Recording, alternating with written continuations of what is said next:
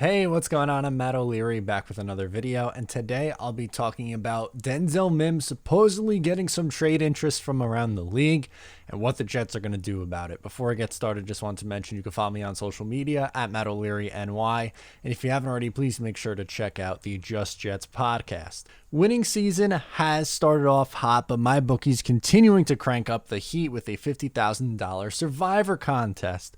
Whether you're new or an existing customer, if you made a deposit with my bookie, you'll earn an entry into the $50,000 Survivor contest absolutely free.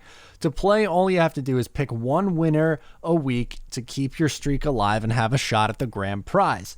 Start off strong with the Ravens pick against the Lions, who haven't beaten Baltimore since Lamar Jackson was in second grade. Maybe you're going to ride the Steelers, who they look to continue their historical dominance over the Bengals. Either way, it's simple to play and win, even if you don't have a ton of betting experience, which is why I always choose MyBookie for NFL contests.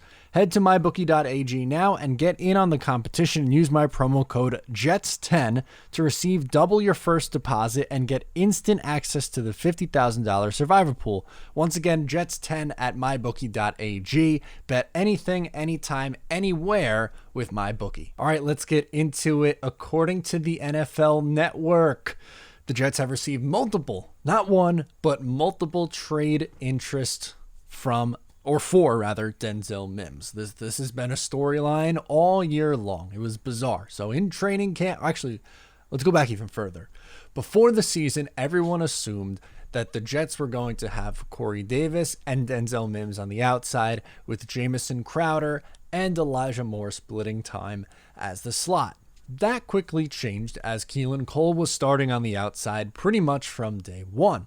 Then Elijah Moore ends up coming in and making some noise, and he moves to the outside, and he's moved around a little bit, but that's fine. But the moral of the story here, Denzel Mims has struggled to get onto the field, and that's been a storyline all throughout the preseason and now into the season. He only played in the first game. He was a healthy scratch for the second game, and he very well could be a healthy scratch in week 3.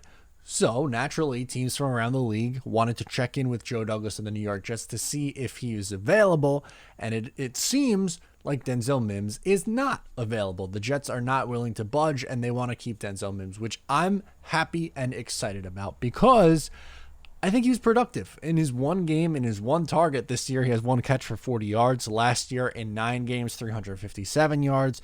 Through his first 6 games in the NFL, 324 yards, which is 54 yards per game, 864 yards over a 16-game season. If you want to do the new 17-game season, that's a 918-yard pace.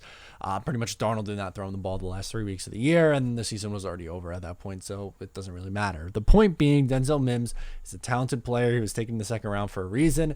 He was on a lot of people's boards, including my own, as a first-round player in the 2020 draft class. When the Jets traded back, I was upset because I wanted the Jets to take him at 48 where they were originally, but they moved back and were still able to get Denzel Mims. And myself and many other Jet fans were extremely excited about that once again because he is someone who was looked at as a first-round talent. And sure, he's a different kind of talent than Elijah Moore, but not every talent is built the same way. Elijah's more of an explosive player, and I understand why people are attracted to that, and there's a chance that he's going to be better this year and beyond for the course of his career. But still, Denzel is a useful piece as someone who is a good contested catch guy, big body at 6'3", has good speed, who can run in the 4.3s, and is a really good blocker in the run game. That's important, especially in this system. But while he hasn't been able to get on the field, and I've voiced my frustration with it and have actually made free Mims shirts, but I feel a little bit better after finding out that the Jets don't want to budge on Denzel Mims. And the reason for that is, well, yes, I obviously want him on the field, and I think he deserves to be on the field. At least I'm seeing that there's a plan here when it comes to Denzel Mims, and I don't have to agree with the plan. I don't. I think he should be on the field and playing right now. I don't think it makes sense to keep him off the field because he's not listed as a starter, that he has to learn all 3 wide receiver positions.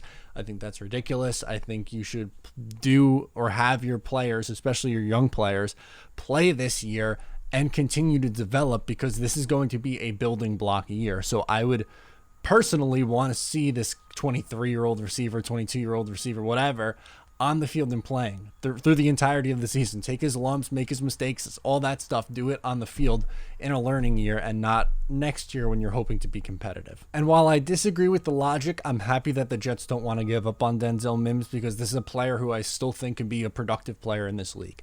I don't think he is truly a wide receiver 6 or 7 or wherever they have him on the roster. I think he is someone who could play and start in this league.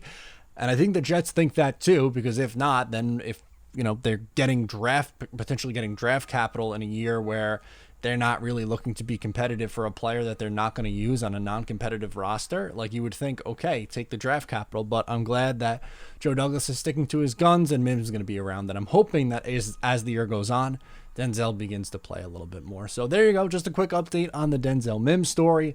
It's a bizarre one. Again, I don't quite get it, but that's not for me to say.